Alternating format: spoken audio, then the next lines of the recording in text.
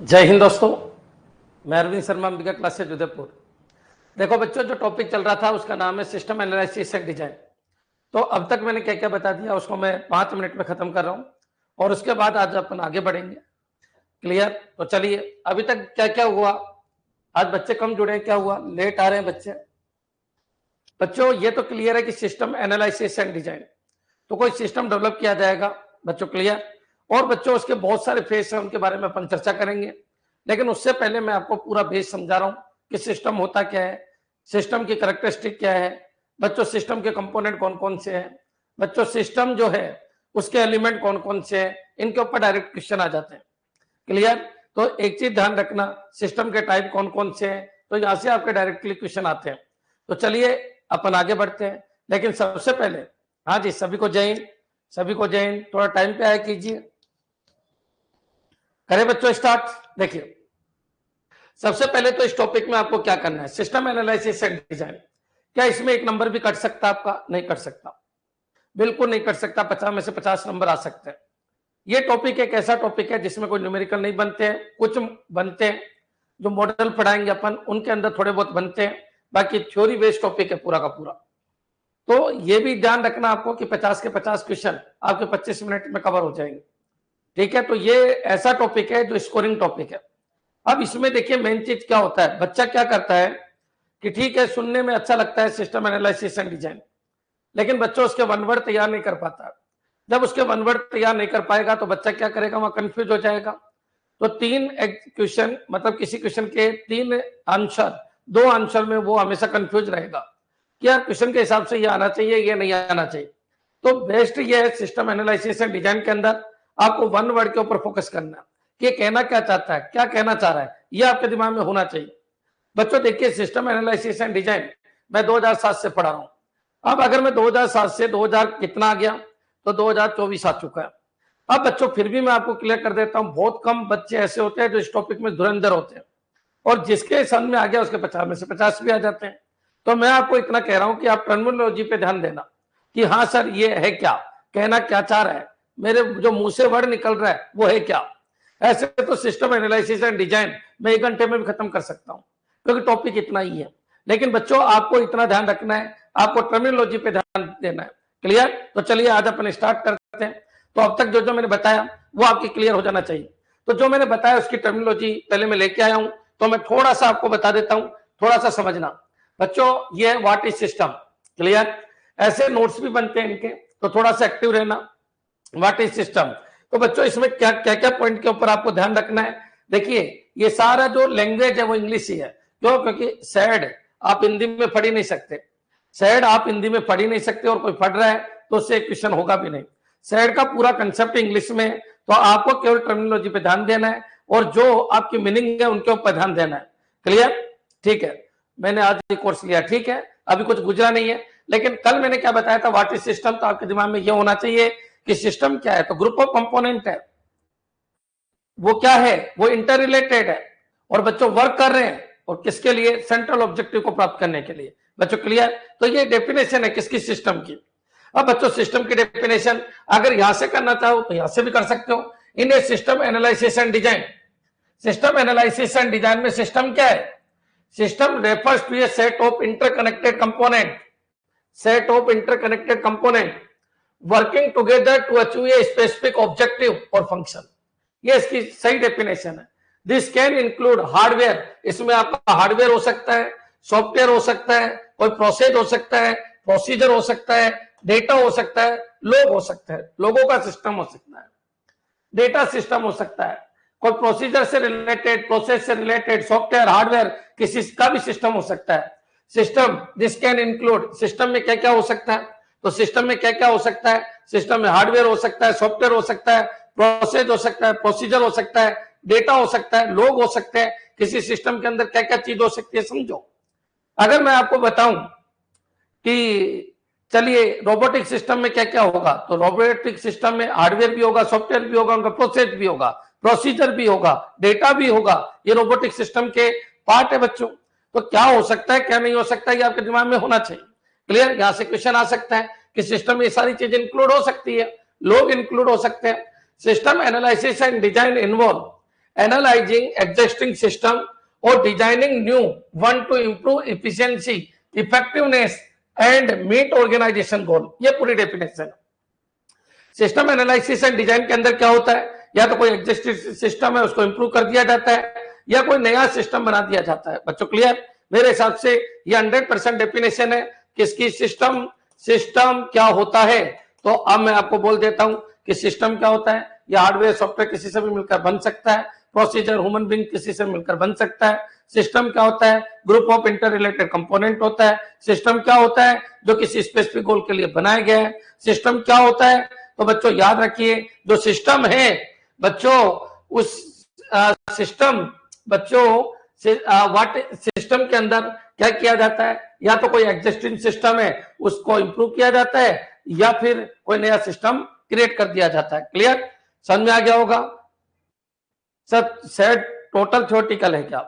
देखिए 50 में से 45 क्वेश्चन आपके थ्योरी के आएंगे बच्चे, 5 क्वेश्चन न्यूमेरिकल आएंगे। जो मॉडल होते हैं उनमें न्यूमेरिकल बनते हैं। क्लियर? तो चलिए ये कल मैंने पढ़ा दिया था। जो केवल सुनना चाहते हैं उनके लिए कल हो गया था, जो वर्ड देखना चाहते हैं उनके लिए आज हो रहा है। क्लियर? चलिए यहां तक क्लियर है बच्चों? यही नोट्स आपको दिए जाएंगे, इन्हीं की बुक बनाई गई है। चलिए दूसरे पॉइंट के ऊपर आइए, type of system. Type of system देखिए, तो बच्चों आपको पता है डिटर्मिनिस्टिक सिस्टम क्या होता है। बच्चों क्लियर? डिटर्मिनिस्टिक सिस्टम क्या है? देखिए हो सकता है आपको थोड़ा छोटा लग रहा है, मैं इसको ये कर देता हूं। इन दोनों में आपका वर्षे चलता है, ये आपको पता है। किस किस के अंदर, फर्स्ट और सेकंड के अंदर वर्षे चलता है। तो डिटर्मिनिस्टिक सिस्टम क्या होता है, तो आप सबको पता है जिसका आउटपुट फिक्स होता है। बच्चों क्लियर? जिसका आउटपुट फिक्स होता है वो डिटर्मिनिस्टिक है। प्रोबेबिलिस्टिक जिसका आउटपुट फिक्स नहीं होता। लेकिन क्या वाकई ऐसी डेफिनेशन होती है? ये तो कल समझाने के लिए डेफिनेशन देखिए। System where the output can be precisely determined from the given input without any randomness और अनसर्टेनिटी। जिसके आउटपुट में कोई रैंडमनेस नहीं है, जिसके आउटपुट में कोई अनसर्टेनिटी नहीं है, वो डिटर्मिनिस्टिक सिस्टम है। बच्चों क्लियर? याद रखना डिटर्मिनिस्टिक सिस्टम। याद रखिए, देखिए आपका सेट जो है ना वो बड़ी मुश्किल से 5 दिन का भी नहीं है, लेकिन आप थ्योरेटिकल पढ़ना पड़ेगा आपको, और कोई इलाज है ही नहीं। क्लियर? चलिए आगे बढ़ते हैं बच्चों, नेक्स्ट पॉइंट के ऊपर आ जाइए फटाफट। चलिए डिटर्मिनिस्टिक सिस्टम, तो बच्चों जिसका आउटपुट क्या है, फिक्स है। बच्चों जिसमें अनसर्टेनिटी नहीं है। System where the output can be precisely determined from the given input without any randomness और अनसर्टेनिटी। जिसके आउटपुट में रैंडमनेस नहीं है, अनसर्टेनिटी नहीं है। बच्चों क्लियर? जिसका आउटपुट फिक्स है बच्चों, जिसका आउटपुट फिक्स है डिटर्मिनिस्टिक। प्रोबेबिलिस्टिक क्या है, तो सिस्टम वेयर द आउटपुट, एक दिन मैं आपको समझा रहा हूं, एक दिन मैं आपको समझा रहा हूं और एक दिन मैं आपको पढ़ के बता रहा हूं कि कैसे वर्ड आपको तैयार करने हैं। क्लियर? तो चलिए आज मैं आपको समझा ही रहा हूं पूरा का पूरा, कल मैंने पढ़ाया था उसी को आज मैं समझा रहा हूं, थोड़ी सी स्पीड रखना। प्रोबेबिलिस्टिक सिस्टम क्या होता है, तो बच्चों जिसका आउटपुट कोई फिक्स नहीं है वो प्रोबेबिलिस्टिक है। बच्चों क्लियर? तो system where the output is influenced by random variable and the outcome is determined by probability. बच्चों क्लियर? याद रखिए जिसका आउटपुट बदल सकता है, जिसका आउटपुट सर्टेन नहीं है, जिसका आउटपुट रैंडम बेस पे आता है, बच्चों क्लियर, उसको बोलते हैं प्रोबेबिलिस्टिक। क्लियर? चलिए अब बच्चों ओपन सिस्टम और क्लोज सिस्टम ये दोनों वर्सेज है, यहां से एक क्वेश्चन आता है ये टाइप ऑफ सिस्टम में से। क्लियर है बच्चों? ये पॉइंट आपके दिमाग में रखना है। वापस सुन लीजिए, जितना भी मैंने पढ़ा है उसको वन वर्ड के अंदर मैंने कन्वर्ट कर दिया। अभी अगर वन वर्ड पे कमांड है आपकी तो आपके सेट में 50 में से 50 आ जाएंगे, और अगर वन वर्ड पे कमांड नहीं है, इन वर्ड्स पे कमांड नहीं है, तो बच्चों वहां कंफ्यूजन से भरा हुआ पेपर आता है सेट का। तो ये ध्यान रखना। ओपन सिस्टम क्या है, कल मैंने पढ़ा दिया था, आज मैं आपको थोड़ा सा पढ़ के बता रहा हूं। ओपन सिस्टम क्या है, जो एनवायरमेंट से अपनी वैल्यूज को एक्सचेंज करता है वो ओपन सिस्टम है। System that interact with their environment by exchanging information, energy और मटेरियल अक्रॉस सिस्टम बाउंड्रीज। बच्चों क्लियर? याद रखिए कि जो सिस्टम की बाउंड्रीज है उससे बाहर भी वो अपने एनवायरमेंट से क्या लेता है, वैल्यूज लेता है, वो ओपन सिस्टम है। या फिर ये बोल दो जो अपने एनवायरमेंट से इंटरेक्ट करता है वो ओपन सिस्टम है, जो एनवायरमेंट से इंटरेक्ट नहीं करता वो ओपन सिस्टम नहीं है। System do not interact with their environment and do not exchange any information और रिसोर्सेज, वो क्लोज सिस्टम है। बच्चों क्लियर? ये क्लोज सिस्टम है, ये ओपन सिस्टम है। जो एनवायरमेंट से इंटरेक्ट होते हैं वो ओपन सिस्टम है। नेक्स्ट फिजिकल, जिसको टच किया जा सकता है वो फिजिकल। इन दोनों के अंदर वर्सेज चलता है फिजिकल। बच्चों क्लियर? फिजिकल और एब्स्ट्रैक्ट के अंदर वर्सेज चलता है। System composed of physical components such as machinery, equipments और infrastructure। जिस सिस्टम के अंदर बच्चों टेंजिबल है, एक सिस्टम जो टेंजिबल सिस्टम है वो फिजिकल है, और जिस सिस्टम को टच नहीं किया जा सकता वो बच्चों एब्स्ट्रैक्ट है। याद रखना, एब्स्ट्रैक्ट सिस्टम या वर्चुअल सिस्टम, वर्चुअल सिस्टम, ये पॉइंट याद रखना। System that are conceptual, conceptual जिसके अंदर कोई फॉर्मूला है, कोई प्रोग्राम है, और theoretical in nature such as mathematical model, mathematical model and algorithm are abstract system. Man made system, system that are design, created और controlled by human to fulfil specific purpose और function. बच्चों natural system जो इंसानों ने नहीं बनाए बच्चों, वो नेचुरल सिस्टम है। तो अगर बात करें system that occurs naturally in the environment such as ecosystem, weather system और बायोलॉजिकल ऑर्गेनिज्म। बच्चों क्लियर, याद रखना बायोलॉजिकल ऑर्गेनिज्म ये नेचुरल है, याद रखिए नेचुरल सिस्टम है। रोबोटिक, कंप्यूटर सिस्टम ये मैन मेड सिस्टम है। यहां तक आपके क्लियर? अगर ये क्लियर है तो एक बार कमेंट कर दो। टाइप ऑफ सिस्टम अगर आपके क्लियर है तो आगे बढ़ रहे हैं। सर ये डिटरमिनिस्टिक और प्रोबेबिलिस्टिक एक ही टाइप है या अलग अलग है? देखिए विनोद शर्मा कल की क्लास अटेंड करके आइए। डिटरमिनिस्टिक का मतलब वो है जिसका आउटपुट फिक्स है। बच्चों क्लियर, जिसका आउटपुट अपन को ये पता है कि हाँ इसका आउटपुट तो यही आएगा। बच्चों क्लियर, वो डिटरमिनिस्टिक है। मैं नहीं कह सकता कि इसका आउटपुट क्या होगा, वो प्रोबेबिलिस्टिक है। क्लियर? चलिए एक बार कमेंट करो, फटाफट कमेंट कीजिए। कल मैंने आपको कल बोल के बताया था, आज मैं आपको फट के बता रहा हूं कि ये चीज ये होती है। क्लियर? नेक्स्ट चले आगे बढ़ते हैं बच्चों। इस क्वेश्चन को देखिए, अगर कोई ये कहे कि डिटरमिनिस्टिक के एग्जांपल दीजिए जिसके आउटपुट फिक्स है। आपको पता है कैलकुलेटर में जो कैलकुलेशन करोगे उसका आउटपुट फिक्स है। कैलकुलेटर कभी गलत बताएगा क्या? नहीं, जो इनपुट दोगे उसके करस्पॉन्डिंग आउटपुट आ जाएगा। डिजिटल क्लॉक है, उसका आउटपुट फिक्स है कि ठीक है यार अब 5 मान लीजिए अभी 12:05 हो रही है और 5 मिनट बाद आए तो डिजिटल क्लॉक में 12:10 ही होगा। तो जिसका आउटपुट फिक्स है बच्चों वो डिटरमिनिस्टिक है। ट्रैफिक लाइट सिस्टम बच्चों जिसका आउटपुट फिक्स है बच्चों डिटरमिनिस्टिक सिस्टम है। अलार्म सिस्टम 3-5 का बजाया तो बच्चों उसी समय बजेगा क्योंकि उसका आउटपुट फिक्स है। और एलिवेटर सिस्टम बच्चों याद रखिए, अगर खराबी हो जाए वो बात अलग है, लेकिन बच्चों आउटपुट तो फिक्स है ना। जिनका आउटपुट फिक्स है वो डिटरमिनिस्टिक है। क्या ये क्लियर है बच्चों? याद रखना, डायरेक्ट क्वेश्चन आ जाता है। इनमें से डिटरमिनिस्टिक कौन सा है? जिसका आउटपुट फिक्स है।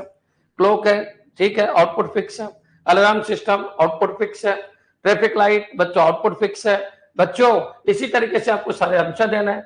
बच्चों याद रखना 5 दिन का भी नहीं है सेट, सेट की जो पूरी क्लास हो 5 दिन की भी नहीं है। आपको केवल तरीके से पढ़ना है कि हाँ ठीक है यार सर ने ये एग्जांपल दिए थे, सर ने ये 1 वर्ड बोले थे, सर के मुंह से ये वर्ड निकले थे, जिसने कैच कर लिया पूरे 50 में से 50 आएंगे, एक नंबर भी नहीं कटेगा। क्लियर? जो कल मैंने पढ़ाया उसी के मैं एग्जांपल दे रहा हूं आपको। नेक्स्ट चलिए। अब बच्चों कैलकुलेटर है, अरे यार डिटरमिनिस्टिक है, कैलकुलेटर कहां गड़बड़ करेगा? जैसा इनपुट दोगा उसके हिसाब से आउटपुट दे देगा। कोई ये तो है नहीं कि रैंडमली आउटपुट देगा, प्रोबेबिलिटी बेस्ड आउटपुट देगा, ऐसा कुछ नहीं है बच्चों। क्लियर? बरसात आएगी या नहीं आएगी ये नहीं कह सकता यार, ये प्रोबेबिलिटी बेस्ड है, आ भी सकती है और नहीं भी आ सकती। क्लियर? तो डिटरमिनिस्टिक में कैलकुलेटर आ गया, क्लॉक आ गया, ट्रैफिक लाइट सिस्टम आ गया, अलार्म सिस्टम आ गया, एलिवेटर सिस्टम आ गया। मेरे हिसाब से क्लियर हो जाना चाहिए। इनको पढ़ने की आपको जरूरत नहीं है, केवल आपको एग्जाम्पल याद करने हैं बच्चों। क्लियर? क्या? केवल एग्जाम्पल याद करने हैं, एग्जाम्पल याद करने हैं, एग्जाम्पल याद करने हैं, एग्जाम्पल एग्जाम्पल याद भी क्या करना है बच्चों, देख लें एक बार, एग्जाम्पल एग्जाम्पल कर लेना। नेक्स्ट चलिए। अब बच्चों प्रोबेबिलिस्टिक सिस्टम में क्या आएगा? तो प्रोबेबिलिस्टिक सिस्टम में वेदर, यार मौसम कैसा हो सकता है? ठंडा हो सकता है, गर्म हो सकता है गर्म की बोला था। कई बार मौसम विभाग कहता है बरसात आएगी लेकिन नहीं आती है, तो प्रोबेबिलिस्टिक सिस्टम है बच्चों। क्लियर? तो वेदर फोरकास्टिंग सिस्टम मौसम विज्ञान। स्टॉक मार्केट प्रेडिक्शन मॉडल बच्चों, स्टॉक मार्केट में पता किया यार ऊपर जाना चाहिए लेकिन अचानक कोई न्यूज आ गई, नीचे आ गया धड़ाम बच्चों। Clear? Probability stock market prediction model.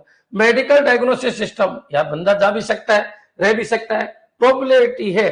Gambling games बच्चों क्लियर, जो जुआ के गेम है बच्चों क्लियर, तो प्रोबेबिलिटी है जीत भी सकता है और हार भी सकता है। 100% कौन कहते? 100% कौन कहते?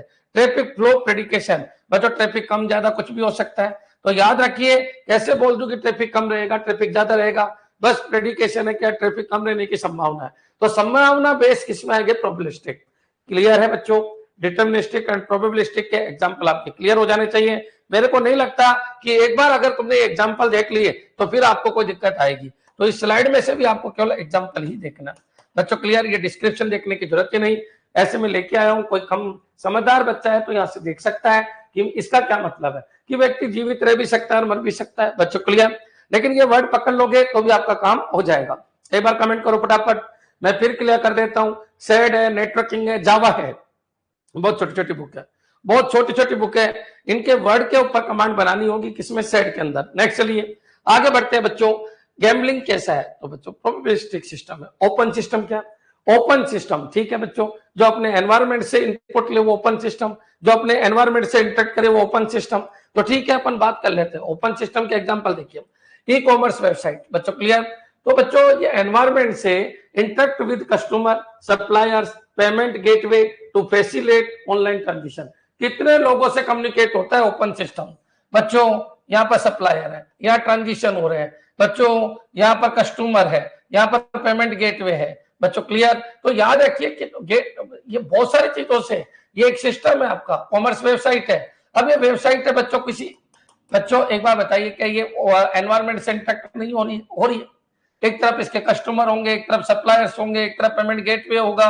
बच्चों क्लियर, एक तरफ क्या होगा, तो इस तरीके से सप्लायर हो गया, कस्टमर हो गया, पेमेंट गेटवे हो गया। तो बच्चों ये क्या अपने एनवायरमेंट से इंटरेक्ट नहीं हो रही, कर रही है। बच्चों क्लियर कि जो वेबसाइट है वो बहुत सारे लोगों से कम्युनिकेट कर पा रही है, इसलिए ओपन सिस्टम में आ रही है। ह्यूमन बॉडी है बच्चों, ये क्या कम्युनिकेट नहीं कर पा रही, कर पा रही है। अगर किसी को लगे सर हमको तो और पढ़ना है, तो बस ये पढ़ लेना कि ह्यूमन बॉडी में एक्सचेंज एनर्जी, एनर्जी एक्सचेंज करती है, न्यूट्रिएंट्स लेती है, information with the environmental through. बच्चों रेस्पिरेशन, सेंचुरी। बच्चों क्लियर, तो ये वर्ड है, लेकिन आपको भी पता है ह्यूमन बॉडी क्या है, तो ओपन सिस्टम है। ह्यूमन बॉडी बच्चों बाहर का टेम्परेचर, मान लो ये ह्यूमन बॉडी है, तो बच्चों बाहर के टेम्परेचर को एनालाइज कर रही है। बच्चों यहाँ पर बरसात को इनको एनालाइज कर पा रही है, कर पा रही है, तो इसका मतलब ये ओपन सिस्टम है। सोशल नेटवर्किंग प्लेटफॉर्म, कोई भी आ पा रहा है, ये एक आपकी वेबसाइट है, इसमें हैकर भी आ रहे हैं, अपन भी आ रहे हैं, सब लोग आ रहे हैं। बच्चों क्लियर, तो एक दूसरे से लोग इंटरेक्ट हो रहे हैं, ओपन सिस्टम है। सप्लाई चेन मैनेजमेंट सिस्टम, तो सबको पता है सप्लाई चेन में बहुत सारे लोग शामिल होते हैं, ओपन सिस्टम है। बच्चों क्लियर, हॉस्पिटल सिस्टम, तो हॉस्पिटल में भी बहुत सारे हैं, तो ये ओपन सिस्टम है।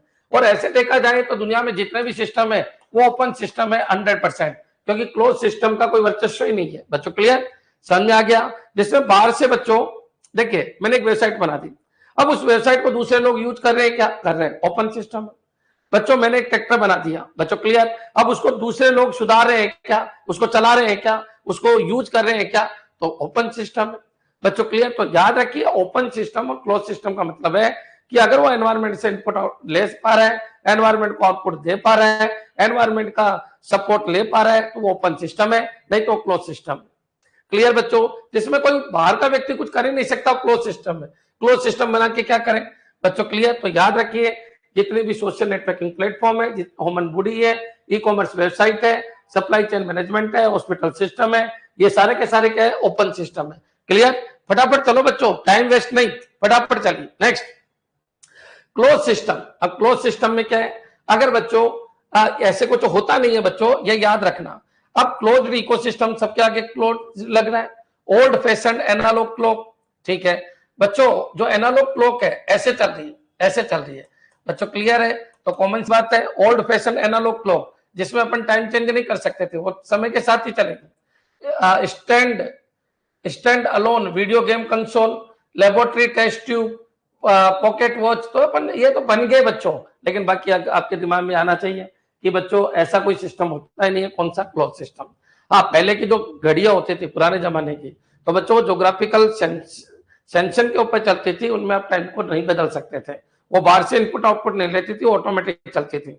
बच्चों उनके लिए आप एग्जांपल दे सकते हो कि वो क्लियर, लेकिन उनका कोई मतलब नहीं है, वो खराब हो जाती थी तो फेंकना पड़ता था, वो था old fashion analog clock. Clear, तो ये याद रखना, क्लोज सिस्टम हो गया। बच्चों stand alone video game console, मतलब खुद ही खेलो बच्चों, खुद ही खेलो वीडियो गेम। तो बच्चों फिर क्या मतलब है, आजकल लोग क्या है, नेटवर्किंग के थ्रू अपने साथी को ढूंढते हैं और वीडियो गेम खेलते हैं, या वो कह रहे हैं अकेला वीडियो गेम खेलो, तो क्लोज सिस्टम है। लेबोरेटरी टेस्ट ट्यूब, बच्चों क्लियर, और पॉकेट वॉच, तो ये इसके एग्जांपल है। मेरे हिसाब से अंत तक क्लियर हो जाना चाहिए। Clear, A self sustaining environment with its own energy and nutrient cycle, shield of from external influences. तुमको ये पता हो जाना चाहिए कि ये ना तो लेता है ना देता है बाहर को, ये बच्चों खुद ही डेवलप करता है, खुद ही सब कुछ करता रहता है, उसको कहते हैं क्लोज सिस्टम। क्लियर? नेक्स्ट चलिए आगे बढ़ते हैं। सर सिक्योरिटी सिस्टम क्लोज है या ओपन है? सिक्योरिटी सिस्टम तो बच्चों अगर सिक्योरिटी सिस्टम की बात करें तो वो एक तरीके से क्लोज ही होता है। सिक्योरिटी सिस्टम क्लोज है। अब सोचो उसी समय यार सिक्योरिटी सिस्टम है, क्लोज है बच्चों। क्लियर? क्योंकि जिन लोगों के बारे में बना है बस उन्हीं को आने देगा, दूसरे लोगों को नहीं आने देगा बच्चों। क्लियर? तो सिक्योरिटी सिस्टम क्या है? आपका क्लोज है। क्लियर है बच्चों? तो उसी समय आपको सोचना होगा यार सिक्योरिटी सिस्टम है ये तो क्या क्लोज होना चाहिए। क्लियर? चलिए देखो बच्चों आप सोच के आंसर दे सकते हो जिसमें एनवायरनमेंट से इनपुट आउटपुट लिया जा सके बच्चों। क्लियर? जो ओपन है जिसको यूज किया जा सके वो ओपन है, जिसको यूज नहीं किया जा सकते पर्टिकुलर लोगों के लिए बनाए वो क्लोज है। क्लियर? चलिए आगे बढ़ते हैं। नेक्स्ट चलिए अब बच्चों फिजिकल सिस्टम क्या है? जिसको टच किया जा सके बच्चों। ऑटोमोबाइल इंजन फिजिकल में आएगा, वाटर फिल्ट्रेशन प्लांट फिजिकल में आएगा, air conditioner system, electric power grid, manufacture assembly. क्या यही एग्जांपल है क्या? नहीं, मैं तो आपका केवल दिमाग सेट करना चाह रहा हूं। जिसको बच्चों टच किया जा सकते वो टेंजिबल है बच्चों। क्लियर? तो ये पॉइंट आपके दिमाग में होना चाहिए। नेक्स्ट चलिए आगे बढ़ते हैं। इसमें हजारों एग्जांपल आप दे सकते हो। नेक्स्ट चलिए एब्स्ट्रैक्ट सिस्टम क्या है? जिसको टच नहीं किया जा सके बच्चों। मैथमेटिकल मॉडल, कोई फॉर्मूला बना दिया, कंप्यूटर एल्गोरिथम, फ्लो चार्ट बच्चों, decision support system, economical model. तो याद रखिए जो रीजनिंग है, फ्लो चार्ट है बच्चों, प्रोग्राम है, एल्गोरिथम है, डीएफडी है, मैथमेटिकल मॉडल है, जो बस विचारों के अंदर है वो कौन सा है? एब्स्ट्रैक्ट। मेरी फीलिंग्स है, ये क्या है बच्चों? ये क्या है? एब्स्ट्रैक्ट सिस्टम है। मेरी वॉइस है, ये एब्स्ट्रैक्ट सिस्टम है बच्चों। क्लियर? याद रखिए मैं जो देख रहा हूं दृष्टि है ये एब्स्ट्रैक्ट सिस्टम है। जिसको टेंजिबल मतलब टच नहीं किया जा सके वो एब्स्ट्रैक्ट सिस्टम है। क्लियर? लॉजिकल कंसेप्ट और एब्स्ट्रैक्ट। ठीक है? नेक्स्ट चलिए आगे बढ़ते हैं। मैन मेड सिस्टम तो बच्चों इंसानों ने बनाई, satellite communication, transportation network, banking system इंसानों ने बनाया, internet search engine, smart home automation system. तो याद रखना ये केवल आपके एग्जाम्पल है, आप खुद सोचो इंसानों ने बनाए। क्लियर? तो आपका जैसे जैसे आप एग्जाम्पल करते जाओगे याद रखिए वैसे वैसे क्लियरिटी आती जाएगी। नेक्स्ट नेचुरल सिस्टम तो बच्चों जो प्रकृति ने बनाया है। इकोलॉजिकल फूड वेब, इकोलॉजिकल आप सबको पता है कि फूड जो है वो प्रकृति ने बनाया है बच्चों। क्लियर? ह्यूमन नर्वस सिस्टम प्रकृति ने बनाया, हाइड्रोलॉजिकल साइकिल बच्चों, सेलुलर मेटाबॉलिज्म। क्लियर? इसके अलावा अर्थ क्लाइमेट सिस्टम तो ये सब किसने बनाया? प्रकृति ने बनाया बच्चों। क्लियर? तो ये पॉइंट आप दिमाग में रखना। अपनी बॉडी के बारे में कोई पूछे बॉडी का जो सिस्टम है किसने बनाया? नेचुरल है। ह्यूमन नर्वस सिस्टम नेचुरल है। इकोलॉजिकल फूड वेब बच्चों याद रखिए नेचुरल है। हाइड्रोलॉजिकल साइकिल नेचुरल है। अर्थ क्लाइमेट सिस्टम ये भी क्या है बच्चों? नेचुरल है। क्लियर? नेक्स्ट आगे बढ़ते हैं। एडेप्टिव सिस्टम बच्चों जो अपने परिवर्तन को एडेप्ट कर ले वो एडेप्टिव है, जो परिवर्तन को एडेप्ट नहीं करे वो नॉन एडेप्टिव है। क्लियर? तो बच्चों डायनेमिक वेबसाइट कैसी है? एडेप्टिव। लेकिन स्टैटिक आ जाएगी तो नॉन एडेप्टिव है, क्योंकि डायनेमिक वेबसाइट वो होती है जिसमें आप परिवर्तन कर सकते हो बच्चों। Self learning AI system adaptive है। अगर मान लो एआई सिस्टम है, ये एग्जांपल वो है जो सॉलिड एग्जांपल है कि बताओ सेल्फ लर्निंग एआई सिस्टम है। अगर एआई सिस्टम ने कोई गलती कर दी तो उन गलतियों से सीखेगा, जो गलतियों से सीखेगा और इंप्रूवमेंट करेगा वो एडेप्टिव है, जो गलतियों से नहीं सीखेगा और इंप्रूवमेंट नहीं करेगा वो नॉन एडेप्टिव है बच्चों। क्लियर? ये पॉइंट आप क्लियर कर लीजिए। एडेप्टिव कंट्रोल सिस्टम बच्चों ऐसे कंट्रोल सिस्टम जो अपनी गलतियों को सुधारते हैं, जो फीडबैक के ऊपर काम करते हैं वो एडेप्टिव है। एडेप्टिव में फीडबैक का होना जरूरी है बच्चों। क्लियर? चलिए यहां तक क्लियर है क्या बच्चों? एडेप्टिव सिस्टम जो अपनी परफॉर्मेंस को सुधारते हैं बच्चों। एडेप्टिव जो अपने आप में परिवर्तन करना चाहते हैं बच्चों। क्लियर? जो पुराने जो एक तरीके से जो आपके जो पुराने ये मान के चलो पुरानी गलतियों से सीखते हैं वो एडेप्टिव है, और जो नहीं सीखना चाहते वो नॉन एडेप्टिव है बच्चों। क्लियर? तो याद रखना बच्चों डायनेमिक वेबसाइट है, आप परिवर्तित कर सकते हो। सेल्फ लर्निंग एआई सिस्टम है, एडेप्टिव कंट्रोल सिस्टम है। आपको केवल एग्जांपल देखने, एग्जांपल अगर आप देख लोगे तो एक नंबर आपका यहाँ से पक्का हो जाएगा।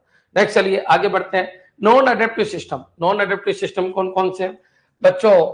ट्रेडिशनल थर्मोस्टेट बच्चों, ट्रेडिशनल थर्मोस्टेट बच्चों। क्लियर? याद रखना। अब नेक्स्ट चलिए बेसिक कैलकुलेटर। अब जो आपके कैलकुलेटर है एक बार बन गए अब उसमें क्या परिवर्तन करोगे? फिक्स्ड रूट ट्रांसपोर्टेशन सिस्टम बच्चों, एक रूट अगर बना दिया ट्रांसपोर्टेशन का तो अब इसमें कोई परिवर्तन नहीं करना चाहते तो फिक्स्ड रूट ट्रांसपोर्टेशन सिस्टम। तो ये तो आपके समझ में आ गया कि sir fixed route transportation system है तो ये नॉन एडेप्टिव है। कोई कैलकुलेटर आपने डेवलप कर दिया, बेसिक कैलकुलेटर जिसकी प्रोग्रामिंग अब बार बार चेंज नहीं हो सकती, उसके सर्किट में इसकी प्रोग्रामिंग है, तो बेसिक कैलकुलेटर है बच्चों। क्लियर? चलिए, अब ये ट्रेडिशनल थर्मोस्टेट, तो thermostat that maintain a constant temperature set by the user without adjusting to external factor. बच्चों क्लियर? तो थर्मोस्टेट मतलब एक एनवायरनमेंट को फिक्स टेम्परेचर के ऊपर रखता है। जो पुराने टाइप के थे, तो मान लो वहां पर अपन ने ये कर दिया 28 डिग्री सेंटीग्रेड, तो फिर वो 28 ही होगा, क्योंकि ट्रेडिशनल पुराने हैं, इनको अपन नहीं बदल सकते थे। बच्चों क्लियर? तो ये एग्जांपल है बच्चों, मेरे हिसाब से अंत तक क्लियर हो गया होगा। लेकिन बच्चों आजकल जितने भी सिस्टम है वो अधिकतर क्या बना दिए गए? एडेप्टिव। क्लियर? और machine learning and deep learning is adaptive. बिल्कुल, मशीन लर्निंग, डीप लर्निंग, ये सब क्या है? एडेप्टिव है। क्लियर? नेक्स्ट चलिए आगे बढ़ते हैं अपन। टेम्पररी सिस्टम जो पर्टिकुलर टाइम के लिए बनाए गए वो टेम्पररी, जो परमानेंट बना दिया गया वो परमानेंट है। एग्जांपल देख लेते हैं। टेम्पररी सिस्टम में क्या क्या आएंगे? System design for short term, temporary, use open for specific project, event और पर्पज। ठीक है, कोई इवेंट है तो उस समय जो सिस्टम बनाया गया बच्चों, event management system for organising a conference, तो उसी समय के लिए बना था, फिर हटा दिया गया। Temporary website for a limited time marketing campaign, कोई टाइम टेम्पररी वेबसाइट बनाई गई। Prototype system for testing new software functionality, बच्चों कोई सॉफ्टवेयर की फंक्शनलिटी को चेक करने के लिए उसी समय कुछ टेस्टिंग टूल्स बनाए गए। बच्चों ये सब क्या है? टेम्पररी है। ठीक है, परमानेंट में क्या होगा? तो परमानेंट में बच्चों जैसे अंबानी का बिजनेस परमानेंट है। बच्चों क्लियर? अंबानी का, अडानी का, तो ये ध्यान रखिए। एंटरप्राइज रिसोर्सेज प्लानिंग, ठीक है, system for managing company wide process, जैसे रिलायंस फ्रेश है, तो बच्चों वो सब किस में आएंगे? परमानेंट। बच्चों customer relationship management system for maintaining customer, बच्चों अगर मैं किसी का कस्टमर बन गया तो बच्चों जो सीआरएम है वो कंटिन्यू चलता रहेगा, क्योंकि परमानेंट है। Clear? Banking information system for managing financial transaction and customer account, ध्यान रखिए बैंकिंग सेक्टर है वो परमानेंट है। बच्चों क्लियर? सीआरएम है वो परमानेंट है। आप कभी भी जाके बोल दो फोन पे से कि बताओ मेरा पूरा रिकॉर्ड दीजिए, तो बच्चों ये कस्टमर रिलेशनशिप मैनेजमेंट है, जिसमें आपका फोन पे आपको पूरी इंफॉर्मेशन दे देता है। बैंक में जाइए, बैंक आपको पूरी इंफॉर्मेशन दे देता है। बच्चों क्लियर? रिलायंस फ्रेश में जाइए कि मैंने कितना कितना प्रोडक्ट कब कब खरीदा, सब कुछ आपको मिल जाएगा। बच्चों आपके पास मैसेजिंग आएंगे, आपके पास कॉल आएंगे, आज छूट चल रही है, इतने इतने तारीख तक छूट है, तो ये क्या है? ये ईआरपी है बच्चों, enterprise resources planning system for managing company wide process. बच्चों क्लियर? याद रखना ईआरपी, सीआरएम और ये जो है फाइनेंशियल एक्टिविटी, ये सब इसी के अंदर आते हैं। किसके अंदर? परमानेंट सिस्टम के अंदर। एक बार आप किसी के परमानेंट कस्टमर बन गए तो याद रखिए आपके पास कॉलिंग, मैसेज, सब कुछ अपडेट होता रहेगा आपके। लेकिन कोई मान लो कोरोना फैल गया, कोई हॉस्पिटल खोला, तो ठीक है, वो टेम्परेरी बेसिस के ऊपर कोई शिविर लगा दिया गया, कोई कैंप लगा दिया गया, मेरे हिसाब से क्लियर हो गया होगा। तो system intent for long term use, providing on going support and functionality to user. Clear बच्चों? तो ये पॉइंट आपके क्लियर हो जाना चाहिए। कस्टमर रिलेशनशिप टेम्परेरी नहीं होता, परमानेंट होता है। जब तक वो कस्टमर जीवित है तब तक उससे आपका रिलेशनशिप हो जाता है। बच्चों ईआरपी का मतलब हो गया कि एंटरप्राइज रिसोर्सेज प्लानिंग। कहने का मतलब है, आप अगर बात करूं मैं कि मान लीजिए आपके रिलायंस फ्रेश है, तो उसका पूरा बच्चों उसकी रिसोर्सेज की प्लानिंग कंटिन्यू चलेगी। ये नहीं है शॉर्ट टर्म के लिए, नहीं, आप क्या क्या प्रोडक्ट ला रहे हो, बेच रहे हो, वो लॉन्ग टर्म के लिए चलती है। क्लियर? तो परमानेंट सिस्टम का मतलब लॉन्ग टर्म और टेम्पररी सिस्टम का मतलब क्या होता है? Short term. क्लियर? मेरे हिसाब से यहां तक तो आपको कोई दिक्कत नहीं होगी। एक बार कमेंट कर दो कि हाँ सर, ये तो हमारे समझ आ गया सिस्टम क्या होता है और सिस्टम कितना टाइप का होता है। कल मैंने इसकी थ्योरी समझाती थी आपको बोल के, आज मैं आपको थोड़ा सा बता रहा हूं इन वर्ड के ऊपर कि ठीक है यार, इन वर्ड को आपको फोकस करना है, क्योंकि जब एमसीक्यू आएंगे तो ऐसे वर्ड लिखे हुए आएंगे, तो आपको उस समय सोचना पड़ेगा कि ठीक है यार, सर ने ये बताया था, तो इनके ऊपर आपको फोकस करना है। क्लियर? नेक्स्ट चलिए आगे बढ़ते हैं बच्चों। कैरेक्टरिस्टिक ऑफ ए सिस्टम, तो मैंने आपको बताया था कि सिस्टम की कैरेक्टरिस्टिक क्या क्या है। तो बच्चों मैंने कहा था सिस्टम के अंदर ऑर्गेनाइजेशन होती है। बच्चों सिस्टम की कैरेक्टरिस्टिक क्या है, गुण क्या है, सिस्टम के गुण क्या है? तो मैंने कहा सिस्टम के अंदर कंपोनेंट होते हैं, ये तो आपको पता है, और जो कंपोनेंट होते हैं वो आपस में इंटीग्रेट होते हैं। इंटीग्रेट का मतलब होता है कि याद रखिए वो सारे मिलकर काम करते हैं। बच्चों क्लियर? एक स्पेसिफिक गोल को अचीव करते हैं। तो याद रखना सिस्टम में एक स्पेसिफिक गोल होता है। सिस्टम जो होता है उसके अंदर जितने भी कंपोनेंट है वो इंटीग्रेट होते हैं। सिस्टम में जितने भी कंपोनेंट है उनमें एक इंटरेक्शन होता है कि ठीक है, इस कंपोनेंट के बाद ये काम करेगा, इसके बाद ये काम करेगा, इसके बाद ये काम करेगा। सभी का मिलकर एक उद्देश्य होता है, ये पॉइंट याद रखना। सभी का मिलकर एक उद्देश्य होता है, ये इंटीग्रेशन है। कौन किसके बाद काम करेगा, कैसे काम करेगा, इंटरेक्शन है। इसके अलावा बच्चों सारे के सारे जो कंपोनेंट है वो आपस में इंडिपेंडेंट है और इंडिपेंडेंसी बनाने की कोशिश भी करते हैं बच्चों, क्लियर। और याद रखना सिस्टम की सबसे बड़ी कैरेक्टरिस्टिक है कि सिस्टम एज ए ऑर्गेनाइजेशन काम करता है। ऑर्गेनाइजेशन वो चीज होती है जिसके खुद का आर्किटेक्चर होता है और खुद का ऑर्डर होता है बच्चों, क्लियर। तो ये पॉइंट आपके दिमाग में आ जाना चाहिए। तो बच्चों यहां से ये पॉइंट बार बार आता है, कैरेक्टरिस्टिक ऑफ ए सिस्टम बताइए। तो बच्चों ऑर्गेनाइजेशन होता है, इंटरेक्शन होता है, इंटरडिपेंडेंसी होती है, इंटीग्रेशन होता है बच्चों, क्लियर। और सेंट्रल ऑब्जेक्टिव होता है किसका, किसी सिस्टम का। यही किसी सिस्टम के गुण है जो कल मैंने आपको समझाए थे बच्चों, क्लियर। ये पॉइंट आपके दिमाग में आ जाना चाहिए। कोई कैसे ऑर्गेनाइजेशन से क्या मतलब है बताइए। The system is organised into components और element that work together to achieve specific objective. अब तो तुम बोल ही सकते हो बच्चों। नेक्स्ट, इंटरेक्शन का मतलब होता है कि किस ऑर्डर में वो काम करेंगे। Component with in the system interact with each other, exchanging information, energy और रिसोर्सेज बच्चों, क्लियर। कि क्या इंटरेक्शन यानी एक कंपोनेंट दूसरे कंपोनेंट के साथ कैसे इंटरेक्ट कर रहा है। इंटरडिपेंडेंसी मतलब सारे के सारे कंपोनेंट एक दूसरे से डिपेंडेंट होते हैं बच्चों, क्लियर, डिपेंडेंट होते हैं। The component of the system depends on each other to some extent where change in one component affect other बच्चों, क्लियर। नेक्स्ट चलिए integration. There is a cohesive integration. Cohesive मतलब सभी का उद्देश्य एक ही होता है, हो सकता है अलग अलग काम करें लेकिन सभी का उद्देश्य एक ही होता है कि सेंट्रल ऑब्जेक्टिव प्राप्त हो जाना चाहिए बच्चों, clear. There is a cohesive integration among the components ensure that they work together effectively and efficiently बच्चों, क्लियर। सेंट्रल ऑब्जेक्टिव होता है किसी भी सिस्टम का। The system is designed to achieve a central objective और purpose providing a direction and focus for activities बच्चों, clear. तो ये पॉइंट आपके दिमाग में होना चाहिए बच्चों। तो सिस्टम की कैरेक्टरिस्टिक में, सिस्टम के अंदर सिस्टम की कैरेक्टरिस्टिक में क्या, तो सिस्टम दिमाग में लाओ कि ग्रुप ऑफ कंपोनेंट्स है। तो याद रखना उन कंपोनेंट के अंदर इंटीग्रेशन है, उन कंपोनेंट के अंदर इंटरेक्शन है, उन कंपोनेंट का अंदर इंटरडिपेंडेंसी है बच्चों, उन कंपोनेंट का सबका एक सेंट्रल ऑब्जेक्टिव है। वो जो कंपोनेंट है वो एक ऑर्गेनाइजेशन के रूप में व्यवस्थित है, मतलब उनका एक आर्किटेक्चर है और उनका एक ऑर्डर है। यही सिस्टम की कैरेक्टरिस्टिक है, क्लियर है बच्चों। तो ये पॉइंट अगर आपके समझ में आ गया तो एक क्वेश्चन आपको यहां से मिल जाएगा, क्लियर। ये दिमाग में ले आइए कि सिस्टम है वो ग्रुप ऑफ कंपोनेंट है और उन कंपोनेंट की जो कैरेक्टरिस्टिक है वो क्या है, वो कंपोनेंट की जो कैरेक्टरिस्टिक है उन्हीं को सिस्टम की कैरेक्टरिस्टिक कहते हैं, क्लियर। ये पॉइंट भी आपके क्लियर हो गया होगा। नेक्स्ट चलिए आगे बढ़ते हैं। आपको ये पॉइंट याद रखने हैं बच्चों, ये पॉइंट में से क्वेश्चन आएगा। नेक्स्ट चलिए आगे बढ़ते हैं। कंपोनेंट ऑफ ए सिस्टम, ठीक है। कंपोनेंट क्या है, तो मैंने आपको कल भी बताया था कि टोटल 7 तरीके के कंपोनेंट होते हैं जिसमें 3 तो प्राइमरी होते हैं और बच्चों जो 4 होते हैं वो सेकेंडरी कंपोनेंट होते हैं। सबको पता है इनपुट दो, प्रोसेसिंग करो, आउटपुट दो। ये सिस्टम की क्वालिटी है कि सिस्टम इनपुट लेता है, प्रोसेसिंग करता है और आउटपुट आ जाता है बच्चों, क्लियर। तो इसमें तो आपको कोई दिक्कत नहीं है। अब बच्चों सेकेंडरी कंपोनेंट जो इनके ऊपर वर्क करते हैं, ठीक है। एक तो कंट्रोल है जो बच्चों इनपुट, प्रोसेसिंग और आउटपुट को कंट्रोल करता है। एक फीडबैक होता है, जो भी आउटपुट आया अगर उस आउटपुट के अकॉर्डिंग अपन को यूजर फीडबैक लेना होता है ताकि सिस्टम को और इंप्रूवमेंट करे, तो आउटपुट को वापस इनपुट में डालने का काम फीडबैक का है। एक होता है बच्चों एनवायरमेंट। एनवायरमेंट का मतलब है सिस्टम कौन से एनवायरमेंट में काम कर रहा है। सिस्टम की एक बाउंड्री जो होती है जो ये बताती है कि सिस्टम की लिमिटेशन क्या है बच्चों, क्लियर, कि सिस्टम की क्या क्या लिमिटेशन है। तो याद रखिए कंपोनेंट ऑफ सिस्टम मेरे हिसाब से अंत तक क्लियर हो गया होगा। तो चलिए इनपुट, द डेटा और information that is feed into the component of a system, clear. ये कंपोनेंट ऑफ ए सिस्टम में इनपुट हो गया, प्रोसेस हो गया, आउटपुट हो गया, फीडबैक हो गया, कंट्रोल और एनवायरमेंट हो गया बच्चों, क्लियर। यहीं पर एक वर्ड और लिख देते हैं, बाउंड्रीज। तो ये पॉइंट आपके दिमाग में आ जाना चाहिए। तो बच्चों इनपुट, द डेटा और information that is fed into the system for processing.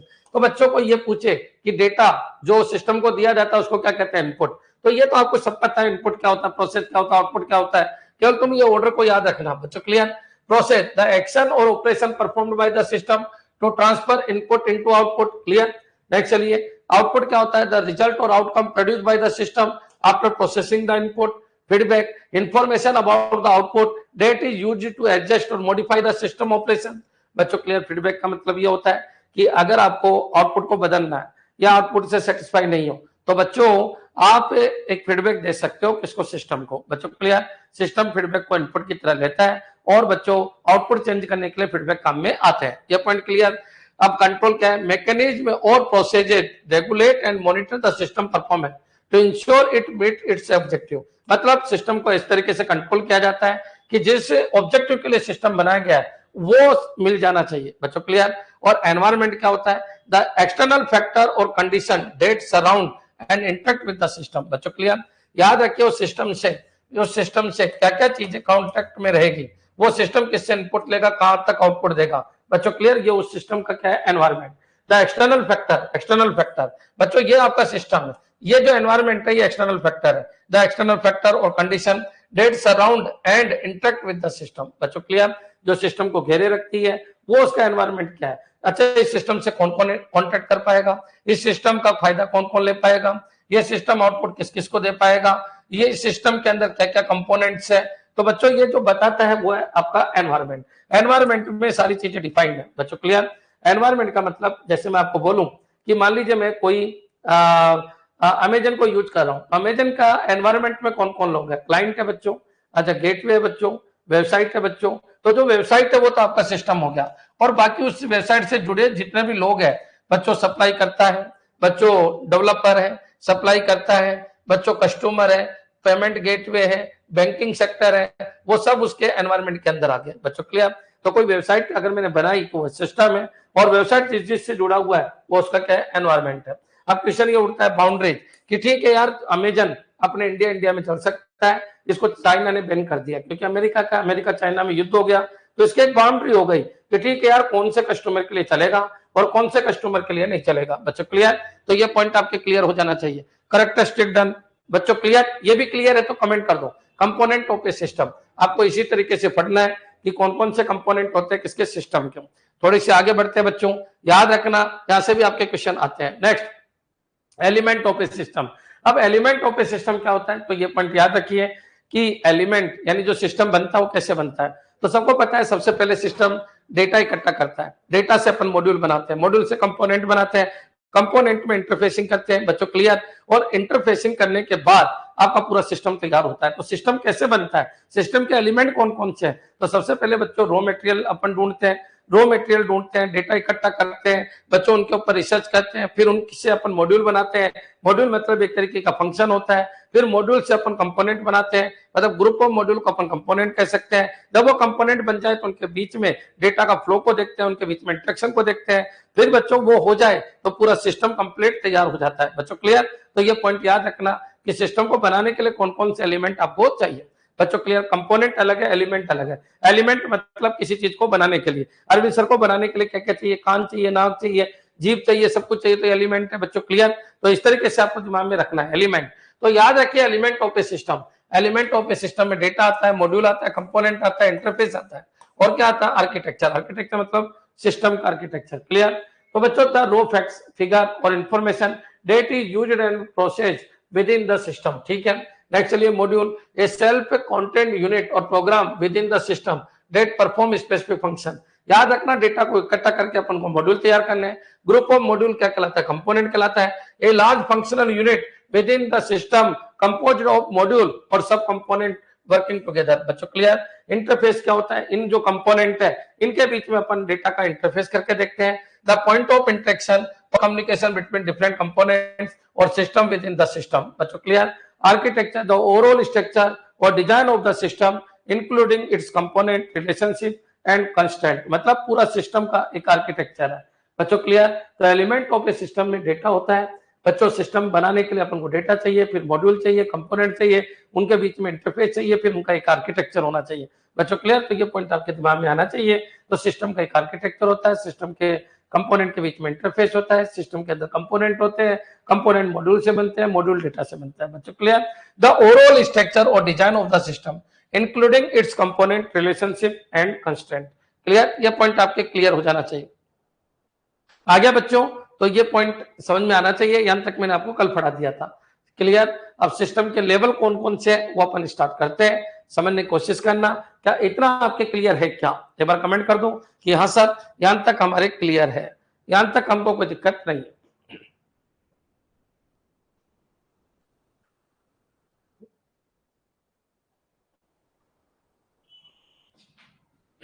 लेकिन ये उसके समझ में आएगा जिसने कल की क्लास ली थी।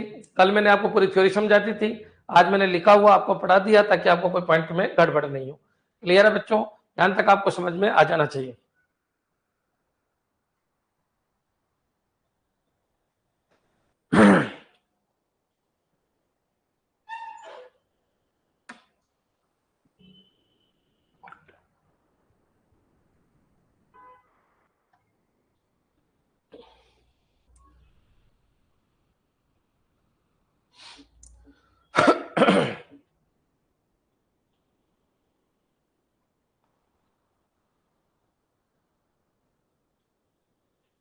सर ये क्लास 5 बजे से कर लो, 5 बजे, 5 से 6 मेरी ऑफलाइन रहती है, 4 से 6 रहती है, प्रोग्रामर की ऑफलाइन क्लास रहती है 4 से 6।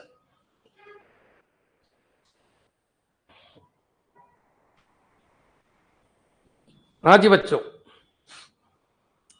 करें स्टार्ट।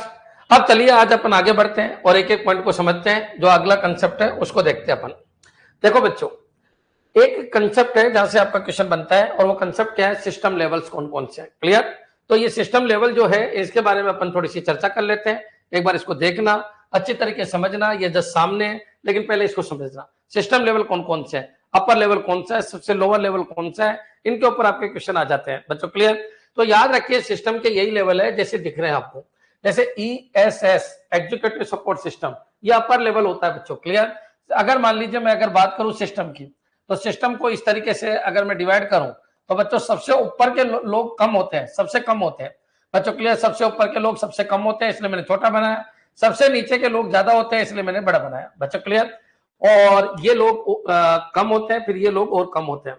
तो बच्चों यहाँ पर अगर मैं बांटू तो ये है ESS। ESS का मतलब होता है एग्जीक्यूटिव सपोर्ट सिस्टम। अगर मैं बात करूं तो टॉपिक कौन सा है पहले तो आपके दिमाग में लाइए। कल से आगे अपन बढ़ चुके हैं, टॉपिक का नाम है क्या, सिस्टम के लेवल। तो सिस्टम के लेवल, कोई भी सिस्टम अगर अपन बनाते हैं तो उसके कौन कौन से लेवल है बच्चों। क्लियर? चलिए अगर मैं बात करूं रिलायंस इंडस्ट्री मेरे को बनाना है, रिलायंस इंडस्ट्री एक सिस्टम है। अब बच्चों उस रिलायंस इंडस्ट्री के अंदर कौन कौन से लोग होंगे, तो बच्चों एक तो होता है executive support system. Executive support system याद रखना, कई बार आ जाता है किसी भी सिस्टम, किसी भी इंडस्ट्री के सबसे ऊपर का लेवल कौन सा होता है, तो याद रखना बच्चों एग्जीक्यूटिव सपोर्ट सिस्टम। ये पॉइंट आपके दिमाग में होना चाहिए। अच्छा बच्चों, एग्जीक्यूटिव सपोर्ट सिस्टम ये मैंने छोटा क्यों बनाया, उसका मतलब है ये लोग कम होते हैं। एग्जीक्यूटिव सपोर्ट सिस्टम बच्चों, क्लियर? ये मेन ओनर्स होते हैं किसी भी सिस्टम के, ये मेन मालिक होते हैं किसी भी सिस्टम के। ये पॉइंट आपके दिमाग में आ जाना चाहिए। दूसरे नंबर पे कौन होता है, MIS बच्चों। क्लियर? जो मैनेजमेंट करने वाले हैं वो दूसरे नंबर पे होते हैं, मैनेजमेंट इंफॉर्मेशन सिस्टम। बच्चों मैनेजमेंट करने वाले कौन, जैसे अगर मैं बात करूं अनिल अंबानी, मुकेश अंबानी यहाँ पर आएंगे, लेकिन बच्चों उनके जो मैनेजर लोग हैं वो यहाँ पर आएंगे। ये पॉइंट आपके दिमाग में आ जाना चाहिए। और बच्चों यहाँ पर होते हैं TPS। TPS मतलब जो वर्कर है बच्चों। क्लियर? जो एक्चुअली वर्क परफॉर्म करते हैं वो यहाँ पर आएंगे, कौन, TPS। तो ये पॉइंट आपके दिमाग में आ जाना चाहिए। TPS का मतलब क्या होता है, ट्रांजिशन प्रोसेसिंग सिस्टम। अभी मैंने 3 चीज बताई। अगर मैं पूछूं अनिल अंबानी, मुकेश अंबानी का आएगा तो ESS का आएगा बच्चों। अगर मैं पूछूं आपसे कि आप बताइए मैनेजर लोग कहाँ आएंगे, तो बच्चों मैनेजर लोग MIS पे आएंगे। और जो एक्चुअल वर्क करने वाले लोग कहाँ आएंगे, तो बच्चों वो आएंगे ट्रांजैक्शन प्रोसेसिंग सिस्टम के ऊपर आएंगे बच्चों। क्लियर? तो ये 3 लेवल आपको दिमाग में रखने हैं बच्चों। कौन कौन सा, ESS, MIS और TPS बच्चों। क्लियर? यहां से आपके क्वेश्चन बनते हैं। हाई सैलरी पेड ESS, बिल्कुल बच्चों याद रखना, जिनकी संख्या जितनी कम होती है उनकी सैलरी भी उतनी ज्यादा होती है बच्चों। क्लियर? इसकी सैलरी ज्यादा है, फिर इनकी सैलरी थोड़ी कम है, इनकी सैलरी बहुत ज्यादा कम है बच्चों। क्लियर? याद रखिए एक्चुअल वर्क परफॉर्म यहाँ होता है बच्चों, डिसीजन मेकिंग आपकी यहाँ पर होती है और यहाँ पर अप्लाई किए जाते हैं बच्चों। क्लियर? याद रखिए ये अप्लाई करने वाले लोग हैं, अप्लाई करने वाले, यहाँ पर क्या होता है, डिसीजन मेकिंग होती है, चाहिए क्या क्या नहीं चाहिए बच्चों। क्लियर? ये एक्चुअल वर्क परफॉर्मर होते हैं, एक्चुअल वर्क परफॉर्मर होते हैं, एक्चुअल वर्क परफॉर्मर होते हैं बच्चों। क्लियर? ये पॉइंट आपके दिमाग में होना चाहिए। अब बच्चों अपन और बातें करेंगे कि 2 बीच में और आते हैं लेकिन उनकी अपन चर्चा करेंगे। लेकिन अभी तक आपके 3 पॉइंट आपके याद होने चाहिए। सिस्टम के लेवल कौन कौन से, तो 3 लेवल होते हैं। बड़े तौर पे देखे जाए तो 3 लेवल होते हैं। कौन कौन से होते हैं बच्चों, ESS बच्चों, इसकी फुल फॉर्म भी कई बार आ चुकी है, एग्जीक्यूटिव सपोर्ट सिस्टम। इसकी फुल फॉर्म क्या होती है, कई बार आ चुकी है, मैनेजमेंट इंफॉर्मेशन सिस्टम। और इसकी फुल फॉर्म क्या होती है, ये भी कई बार आ चुकी है, ट्रांजिशन प्रोसेसिंग सिस्टम। क्लियर? यहां तक अगर आपके क्लियर है तो आगे बढ़ते हैं। अब कोई क्वेश्चन पूछे कि सर ये बताओ ट्रांजिशन प्रोसेसिंग सिस्टम क्या है, तो जो एक्चुअल वर्क परफॉर्म करते हैं बच्चों। क्लियर? जो बच्चों रिलायंस फ्रेश में गए आप, कोई आपको तोड़ने वाला है, कोई गेट कीपर है, कोई बच्चों ट्रॉली खींचने वाला है, तो ये सब किसके अंदर आते हैं? तो बच्चों टाइप करने वाला है, बिल काटने वाला है, वो सब किसके अंदर आते हैं? टीपीएस के अंदर। बच्चों यही लोग वर्क परफॉर्म करते हैं। तो system that process routine transition efficiently and accurately, ensuring the day-to-day operations of an organization run smoothly। याद रखिए जो day to day operation perform कर रहे हैं वो है टीपीएस। बच्चों clear? Point of sale system, order processing system, तो ये पॉइंट आप क्लियर कर लीजिए। ये वो लोग हैं जो वर्क परफॉर्म करते हैं, एक्चुअल वर्क परफॉर्म करते हैं। क्लियर? तो यहां तक आपकी डेफिनेशन क्लियर हो जानी चाहिए। टीपीएस क्या होता है? तो बच्चों ट्रांजेक्शन प्रोसेसिंग सिस्टम, ये टीपीएस की फुल फॉर्म है। एमआईएस में क्या होता है? इन दो को मैं छोड़ रहा हूं, क्यों? क्योंकि ये दो आपको थोड़ी देर बाद में समझाएंगे, पहले इनको अच्छी तरीके से कर लीजिए। 3 लेवल मैंने लिए, वो कौन कौन से? Executive support system, management information system और ट्रांजिशन प्रोसेसिंग सिस्टम। मैं बार बार बोल रहा हूं, आपको याद करना है, आपको याद करना है। डायरेक्ट क्वेश्चन आएगा, सबसे ऊपर का लेवल कौन सा है, किसके अंदर? सिस्टम के अंदर, तो ईएसएस। सबसे नीचे का कौन सा है? तो बच्चों टीपीएस। बच्चों मिड का कौन सा है? तो एमआईएस। बच्चों क्लियर? चलिए आगे बढ़ते हैं। बच्चों पोस्ट, ये पॉइंट ऑफ सेल सिस्टम का मतलब होता है पोस्ट, ठीक है? Order processing system. बच्चों तुम खुद सोचो, मान लो आप किसी सिस्टम के अंदर गए, रिलायंस फ्रेश के अंदर गए, तो रिलायंस फ्रेश बच्चों अंबानी, मुकेश अंबानी कहाँ आएगा? यहाँ आएगा। उसके मैनेजर कहाँ आएंगे? यहाँ आएंगे। यहाँ पर कौन आएंगे? जो रिलायंस फ्रेश में आप जाओगे जो मिलेंगे वो आपको यहाँ पर मिलेंगे। क्लियर? ये पॉइंट क्लियर है? तो एक बार कमेंट कर दो कि हाँ सर, सिस्टम वाकई दुनिया में कोई भी सिस्टम देख लो, इन 3 तरीके से मिलकर बना है। सबसे नीचे के पद पे कौन होगा? टीपीएस। इनकी संख्या क्या होगी? ज्यादा होगी। इनकी सैलरी क्या होगी? कम होगी। बच्चों क्लियर? ये इसके ऊपर के लेवल पे कौन होगा? एमआईएस। ये क्या काम करता है? मैनेजमेंट का काम करता है। इनकी सैलरी इनसे ज्यादा होगी। बच्चों इनकी संख्या इनसे कम होगी। फिर सबसे ऊपर के लेवल पे कौन है? ईएसएस। तो ये पॉइंट आपसे पूछे जा सकते हैं। अरे भाई सॉफ्टवेयर सिस्टम पढ़ रहे हो तो सिस्टम का नॉलेज होना चाहिए, बाकी कुछ भी नहीं है। अच्छा याद रखना, 99% ये टॉपिक प्रकृति ने आपको सिखाया, 99। 1% ये टॉपिक अरविंद सर सिखाएंगे। अरविंद सर आपको ये बताएंगे कौन कौन से पॉइंट आपको याद करने हैं। बाकी अरविंद सर का इस टॉपिक में कोई रोल नहीं है, इस बुक में अरविंद सर का कोई रोल नहीं है। अरविंद सर आपको केवल ये सिखा सकते हैं कौन कौन से पॉइंट आपको याद करना है। क्लियर है बच्चों? बाकी आप खुद समझदार हो, जैसे मैं एग्जांपल दूं आपके दिमाग में क्लिक हो जाना चाहिए। अरे यार सर समझ में आ गया। ईएसएस मतलब मुकेश अंबानी, एमआईएस मतलब उसके मैनेजर। बच्चों क्लियर? और टीपीएस का मतलब है कि भाई जो ये लोग काम कर रहे हैं, ट्रांजिशन प्रोसेसिंग सिस्टम, जो ट्रांजिशन को हैंडल कर रहे हैं। बच्चों क्लियर? जिनसे आप कस्टमर से डायरेक्टली लिंक होते हैं, वो टीपीएस के अंदर आते हैं। चलिए अब बच्चों एमआईएस में क्या होगा? System that gather processed and present information to support the operational and managerial activity of a organisation.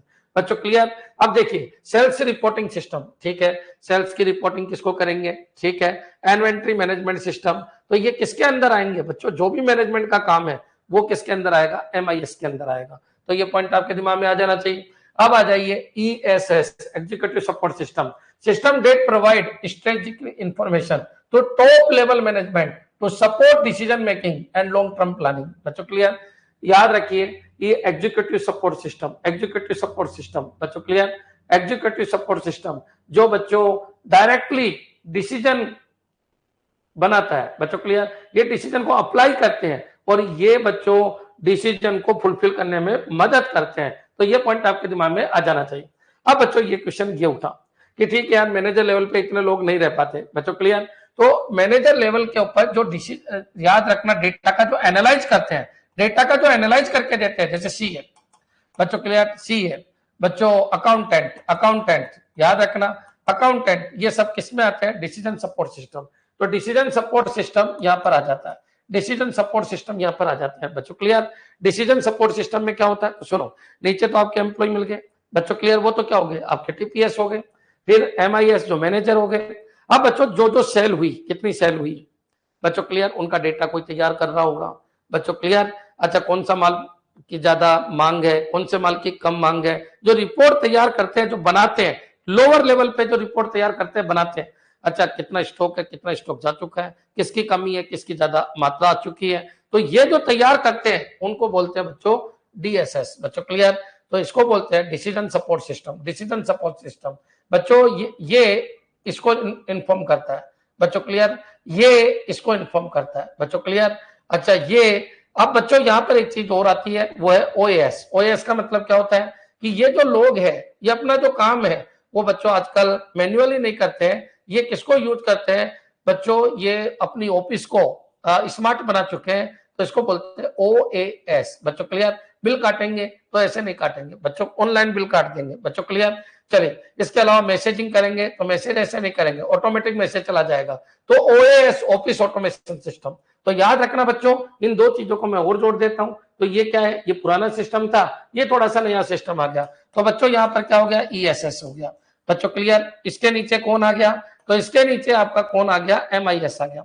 कौन आ गया बच्चों, एमआईएस। अच्छा, एमआईएस किसके ऊपर डिसीजन लेता है, डीएसएस की रिपोर्ट के ऊपर बच्चों, क्लियर? टीपीएस जो काम करता है बच्चों, वो ओएएस के थ्रू काम करता है बच्चों, क्लियर? सबसे नीचे टीपीएस, फिर ओएएस, फिर डीएसएस, फिर एमआईएस, फिर ईएसएस। तो ये पॉइंट आपके दिमाग में रखना है बच्चों, क्लियर? इनकी मात्रा ऐसे बढ़ती जा रही है, और याद रखना ये किसके अंदर है, ओएएस टीपीएस वाले पार्ट में आता है, डीएसएस और एमआईएस एक पार्ट में आते हैं, और ईएसएस अलग पार्ट में आता है। तो ये अलग पार्ट हो गया बच्चों, क्लियर? एमआईएस और डीएसएस एक पार्ट में आ गया, और बच्चों टीपीएस और ओएएस एक पार्ट में आ गया बच्चों, क्लियर? तो ये पॉइंट आपको ध्यान रखना।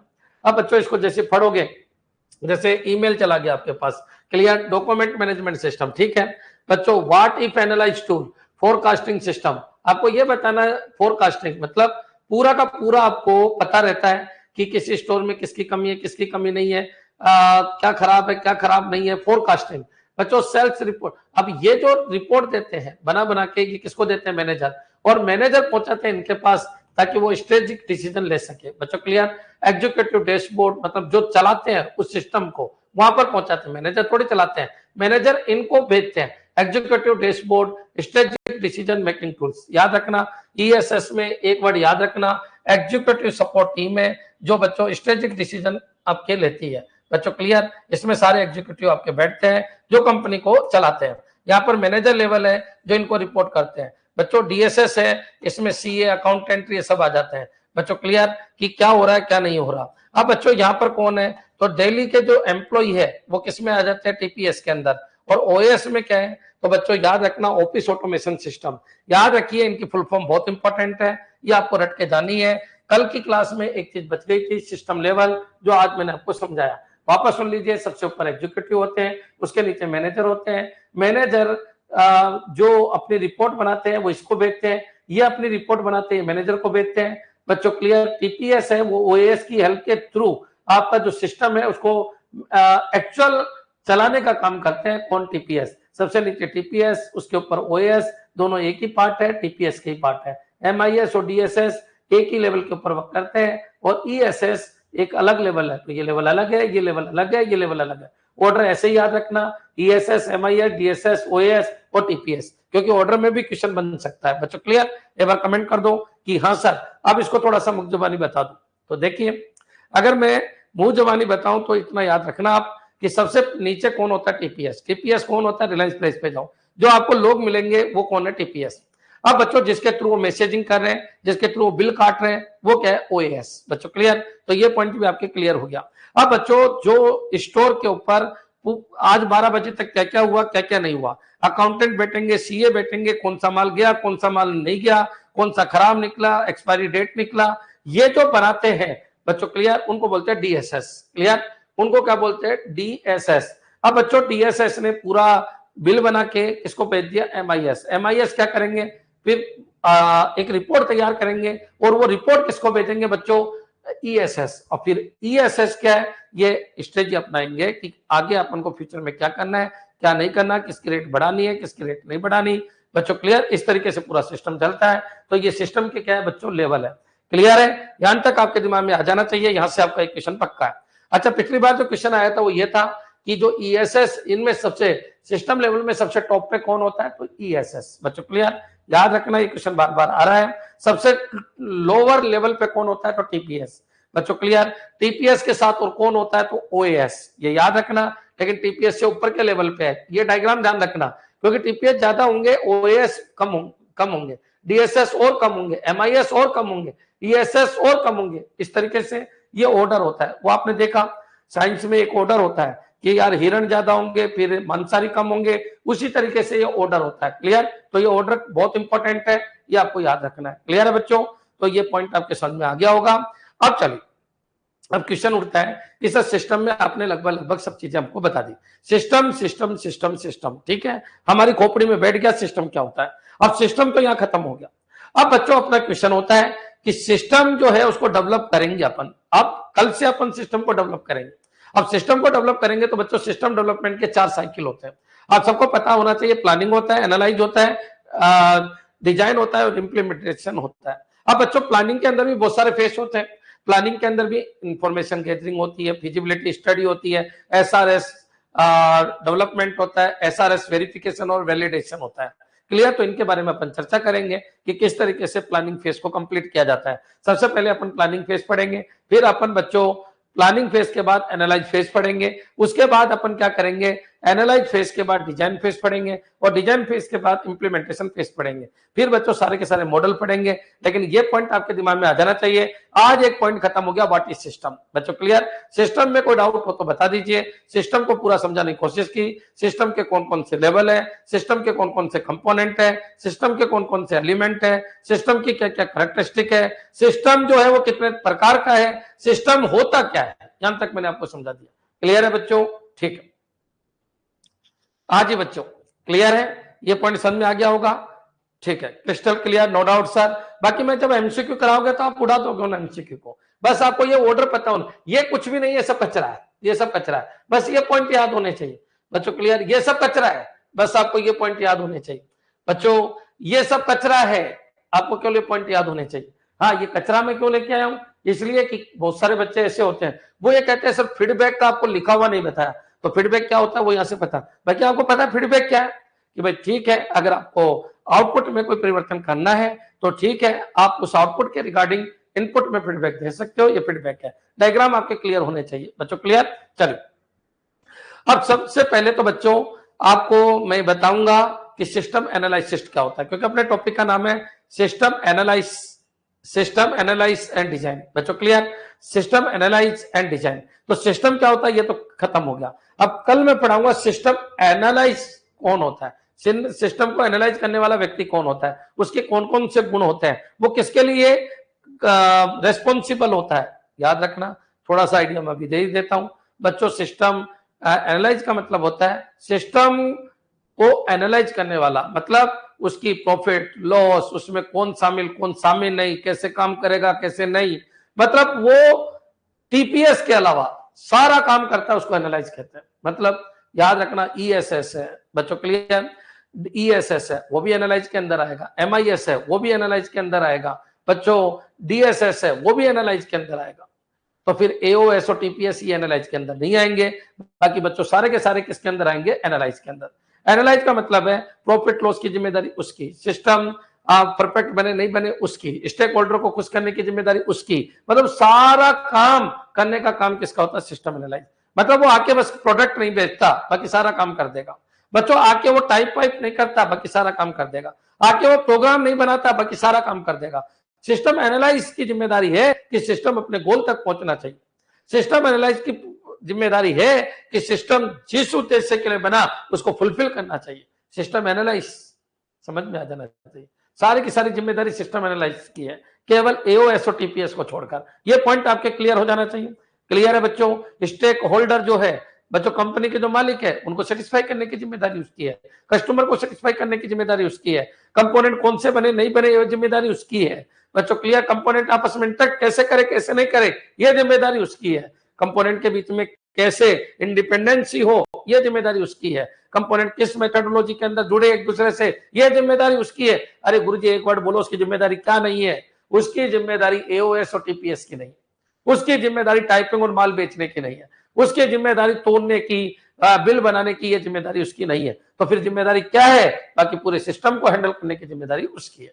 ये होता है सिस्टम एनालाइज बच्चों। क्लियर? तो ये पॉइंट आपके दिमाग में आ जाना चाहिए कि सिस्टम एनालाइज की क्या क्या जिम्मेदारी होती है बच्चों। Clear? Analyse all things in system, very good. Clear है बच्चों? अब क्वेश्चन ये उठता है कि गुरुजी जो सिस्टम एनालिसिस होता है उसकी कुछ स्किल होती है क्या? हाँ, इस स्किल में से क्वेश्चन आता है हमेशा बच्चों क्लियर। एक तो सिस्टम एनालाइज है, तो उसको ये पता होना चाहिए कि सिस्टम कौन सा अच्छा है कौन सा बुरा है, क्या क्वालिटी होनी चाहिए क्या नहीं होनी चाहिए, मतलब उसमें एनालिटिकल थिंकिंग होनी चाहिए, मतलब उसके दिमाग में रीजनिंग चलती रहनी चाहिए, मतलब वो एनालाइज कर सके, एनालिटिकल थिंकिंग होनी चाहिए। एक बच्चों याद रखना, सिस्टम एनालिसिस कोई भी होगा उसमें टेक्निकल माइंड भी होना जरूरी है। बच्चों एक बार बताइए, कोई सिस्टम बन रहा है तो सिस्टम बन रहा है और टेक्निकल माइंड है ही नहीं। जैसे मान लीजिए ट्रैक्टर बनाने वाला है, तो अगर सिस्टम एनालिसिस ऐसे बना दिया, ऐसे व्यक्ति को बना दिया जिसको ट्रैक्टर का एबीसीडी नहीं पता, क्या बच्चों कभी परफेक्ट सिस्टम को डेवलप कर पाएगा? नहीं कर पाएगा। बच्चों क्लियर। याद रखिए, सिस्टम कोई भी व्यक्ति कोई दुकान खोलता है तो वो वही दुकान खोलता है जिसमें उसका नॉलेज हो। मान लीजिए मेरे को पढ़ाने का नॉलेज है तो मैंने अपनी कोचिंग चला रखी है, कल कोई कह दे कि सर आप गोलगप्पे बेचिए, तो मेरे को नॉलेज नहीं है, मैं वो नहीं कर सकता। तो याद रखिए, सिस्टम एनालिसिस के अंदर अपना टेक्निकल नॉलेज होना चाहिए, मतलब जिस फील्ड का वो व्यक्ति है वो नॉलेज होना चाहिए, उसके दिमाग में बच्चों लोगों से बातचीत करने का एक बिहेवियर होना चाहिए, बच्चों वो लोगों से कम्युनिकेट हो सके वो उसके अंदर होना चाहिए, उसके अंदर मैथमेटिकल अप्रोच होनी चाहिए, उसके अंदर लॉजिकल रीजनिंग होनी चाहिए, उसके अंदर बच्चों विचार करो एनालिटिकल माइंड होना चाहिए। याद रखिए, ये उसकी अप्रोच होनी चाहिए। और ये पूछे कि यार सिस्टम एनालिसिस में स्किल क्या होगी, तो सबसे पहले ये लिख दो, एक रीजनिंग का टेस्ट देगा, एक सी का टेस्ट देगा बच्चों क्लियर, एक मैथमेटिक्स का टेस्ट देगा और एक बच्चों इंग्लिश का टेस्ट देगा। इंग्लिश का टेस्ट क्यों लेते हैं? इसलिए लेते हैं कि वो इंग्लिश को समझ पाता है नहीं समझ पाता, वो लोगों से कम्युनिकेट कर पाएगा या नहीं कर पाएगा। एक रीजनिंग का टेस्ट है, वो थिंकिंग कर पाता है नहीं कर पाता। एक मैथमेटिक्स का टेस्ट, वो कैलकुलेशन कर पाता है नहीं कर पाता। कई कंपनी को प्रॉफिट की जगह लॉस में दिखा दे, लॉस की जगह प्रॉफिट में दिखा दे। बच्चों क्लियर। याद रखिए, सी का टेस्ट, अरे आपको सॉफ्टवेयर की कंपनी है तो आप सी का टेस्ट ही लोगे, अगर आप मैकेनिकल की कंपनी है तो आप ये पूछ लोगे स्पिंडल क्या है, ये क्या है, तो टेक्निकल टेस्ट लेना जरूरी है, मेरे हिसाब से क्लियर हो जाना चाहिए। क्या ये क्लियर है बच्चों? तो ये पॉइंट आपके क्लियर होना जाना चाहिए। मैंने एक वर्ड और खत्म कर दिया, system analyse and design. Design बाद में पढ़ेंगे, सिस्टम क्या होता है कल तक खत्म कर दिया। बच्चों सिस्टम एनालाइज क्या होता है ये भी मैंने आपको समझा दिया, सिस्टम एनालाइज के क्या क्या गुण है ये भी मैंने आपको क्लियर कर दिया। क्लियर है बच्चों? एक बार कमेंट करो हाँ सर। तो इसको भी निपटाई देते हैं साथ साथ। एक बार बताइए, एलिमेंट ऑफ सिस्टम हो गया बच्चों, सिस्टम लेवल कौन कौन से है, ये इंपॉर्टेंट है, 5 स्टार क्वेश्चन है। तो बच्चों लेवल याद रख लेना, नाम याद रख लेना, बाकी कुछ भी नहीं है। बच्चों स्ट्रेटेजिक डिसीजन लेने वाले लोग, बच्चों मैनेजमेंट करने वाले लोग, बच्चों डेली रिपोर्ट तैयार करने वाले लोग, बच्चों एक्चुअल वर्क परफॉर्म करने वाले लोग, बच्चों टूल्स हैं। बच्चों क्लियर। तो ये पॉइंट आपके दिमाग में होने चाहिए, ये पॉइंट आपके दिमाग में होने चाहिए। चलिए आगे बढ़ते हैं। Role of system analyse, system analyse का क्या रोल है बच्चों क्लियर? ऐसा कोई रोल है जो वो नहीं कर सकता? ठीक है, कर इनको मैं आपको बताऊंगा। तो बच्चों याद रखिए, क्वालिटी एश्योरेंस, मतलब क्वालिटी खराब नहीं हो सिस्टम की, उसकी गारंटी देता है, स्टेक होल्डर से कम्युनिकेशन बनाता है, रिस्क मैनेजमेंट करता है, रिस्क मैनेजमेंट करता है, प्रोसेस इंप्रूवमेंट करता है। बच्चों क्लियर। प्रोसेस इंप्रूवमेंट, सिस्टम को डिजाइन, बच्चों फिजिबिलिटी स्टडी पॉसिबल है या नहीं पॉसिबल ये चेक करता है, प्रॉब्लम को आइडेंटिफाई करता है, रिक्वायरमेंट गैदरिंग करता है। ये सारा काम कौन करता है? System analyse. भाई मान लीजिए कोई सिस्टम बनवाने आया तो सिस्टम में क्या क्या इंफॉर्मेशन चाहिए नहीं चाहिए, रिक्वायरमेंट गैदरिंग है, ये मैं कल पढ़ाऊंगा। रिक्वायरमेंट गैदरिंग कैसे कैसे की जाती है, उसके टूल्स कौन कौन से हैं। तो बच्चों इंटरव्यू लेता है, बच्चों इंटरव्यू लेता है, क्वेश्चन आंसर करता है। बच्चों बहुत सारे तरीके होते हैं किसके? रिक्वायरमेंट गैदरिंग के। बच्चों क्लियर। याद रखिए, कोई प्रोटोटाइप कंसेप्ट होता है तो ये अपन पढ़ेंगे तभी ज्यादा अच्छा लगेगा। तो रोल ऑफ सिस्टम एनालाइज मतलब सारे काम करता है बच्चों, एक टीपीएस और एओएस के काम के अलावा। बच्चों क्लियर, सारा काम करता है, सारा काम समझ में आ गया होगा। सिस्टम एनालिसिस एक बहुत बड़ी पोजीशन है जो सिस्टम का पूरा एनालाइज करता है। किसके बारे में? लीजिए, क्वालिटी इंश्योरेंस के बारे में, क्वालिटी एश्योर, बिल्कुल क्लियर क्वालिटी आपकी मेंटेन होनी चाहिए, स्टेक होल्डर से कम्युनिकेशन करता है, रिस्क मैनेजमेंट करता है, प्रोसेस इंप्रूवमेंट करता है, सिस्टम डिजाइन में बहुत बड़ा रोल है, फिजिबिलिटी ऐसा सिस्टम पॉसिबल है या नहीं है उसके बारे में अपन चर्चा करेंगे, प्रॉब्लम आइडेंटिफिकेशन करता है कौन? सिस्टम एनालाइज, रिक्वायरमेंट गैदरिंग करता है। बच्चों क्लियर। मेरे हिसाब से हर चीज बोल दो, ये मत बोलो कि सर वो मेरे घर पे बोरी रखने आएगा, नहीं, वो बोरी नहीं रखेगा, वो बोरी रखवाएगा। बच्चों क्लियर। वो सिस्टम एनालिसिस है कि सर मेरे लिए टाइप कर दीजिएगा, नहीं, वो टाइप का ऑर्डर दे देगा, टाइप नहीं करेगा। बच्चों क्लियर। सर मेरे लिए 3 किलो चीनी तोल दीजिएगा, नहीं, वो 3 किलो चीनी तुलवा देगा। बच्चों क्लियर। न कि खुद तोलेगा नहीं। Manage business risk, very good. Teacher take test for analyse the student और एनालाइज इज जजमेंट। ठीक है, बोल सकते हो आप, अच्छी बात है। नेक्स्ट चलिए, अब क्वेश्चन ये उठता है कि सिस्टम एनालाइज स्किल कौन कौन सी होती है। बच्चों देखिए, स्किल कौन कौन सी होगी, मैंने आपको बता दिया कि भाई उसमें प्रॉब्लम सॉल्विंग स्किल होनी चाहिए, उसमें क्रिटिकल थिंकिंग स्किल होनी चाहिए, एनालिटिकल स्किल होनी चाहिए, कम्युनिकेशन करना आना चाहिए, रिक्वायरमेंट गैदरिंग की इंफॉर्मेशन होनी चाहिए, सिस्टम के बारे में वो सोच सके, टेक्निकल प्रोफिशिएंसी होनी चाहिए, टेक्निकल बंदा होना चाहिए, और अटेंशन टू डिटेल। बच्चों क्लियर? अटेंशन टू डिटेल का मतलब है ability to pay close attention to detail to ensure accuracy and completeness in system specification। attention to detail मतलब वो हमेशा कोशिश करे उस सिस्टम के डिटेल में जाने की। बच्चों क्लियर? तो ये पॉइंट आपके दिमाग में आना चाहिए। क्या गुरुजी हम रटे इनको? अरे क्यों रटते हो? आपको पता है आप सिस्टम एनालाइज किसको बनाओगे? जिसकी रीजनिंग अच्छी है, जिसकी मैथ अच्छी है, जो टेक्निकल बंदा है, जो आपके काम को समझ सकता है। बच्चों जिसकी प्रोफिशिएंसी अच्छी है, जो लोगों से इंटरपर्सनल कम्युनिकेशन कर सकता है, बोल सकता है, विचार कर सकता है, लोगों की भावना समझ सकता है, एटीट्यूड में नहीं रहता है। याद रखिए यही तो उसकी क्या है, ये सारी की सारी जो चीजें हैं वो सिस्टम एनालाइज की स्किल है। इसके ऊपर क्वेश्चन आ जाता है कि बच्चों सिस्टम एनालिसिस रिस्क मैनेजमेंट कर सकता है, रिसोर्सेज मैनेजमेंट कर सकता है, मनी मैनेजमेंट कर सकता है, टाइम मैनेजमेंट कर सकता है, दुनिया भर के मैनेजमेंट कर सकता है। नहीं तोलेगा नहीं, निबंध नहीं लिखेगा, गाय पे निबंध नहीं लिखेगा, लिखवाएगा। बच्चों क्लियर? समझ में आ जाना चाहिए। एक वर्ड का टॉपिक है सिस्टम एनालिसिस की स्किल क्या है। बच्चों क्लियर? यहां से क्वेश्चन आते हैं, याद रखिए यहां से क्वेश्चन आते हैं। अब तुम सोच रहे होंगे सर ऐसे भी क्वेश्चन आते हैं क्या? तो फिर क्या पढ़ोगे? ये तो एमबीए का टॉपिक है ना, सिस्टम एनालिसिस को क्या करना चाहिए और क्या नहीं करना चाहिए। सिस्टम एनालिसिस को मैनेजमेंट करना चाहिए, सिस्टम एनालिसिस को डिसीजन लेने चाहिए, सिस्टम एनालिसिस की एनालिटिकल पावर होनी चाहिए, मैथमेटिकल पावर होनी चाहिए, कम्युनिकेशन पावर होनी चाहिए। सिस्टम एनालिसिस क्रिटिकल थिंकिंग कर सके, बिल्कुल करना चाहिए, वो डिटेल में जा सके, बिल्कुल जाना चाहिए। बच्चों क्लियर? तो ये पॉइंट आपके समझ में आ जाना चाहिए। एक बार कमेंट कर दो कि हाँ सर बिल्कुल क्लियर है, सिस्टम एनालिसिस भी हमारे बिल्कुल क्लियर है। सिस्टम एनालिसिस, बच्चों क्लियर? सिस्टम एनालिसिस क्या होता है? बच्चों कौन है सिस्टम एनालिसिस? सब कुछ है, जो सब कुछ करता है, सिस्टम की रेस्पॉन्सिबिलिटी, सिस्टम को गोल तक पहुंचाता है, सिस्टम के सारे कंपोनेंट की इंफॉर्मेशन रखता है, टेक्निकल इंफॉर्मेशन रखता है। बच्चों क्लियर? वो है सिस्टम एनालिसिस। यहां तक क्लियर? तो ये पॉइंट आपका खत्म बच्चों।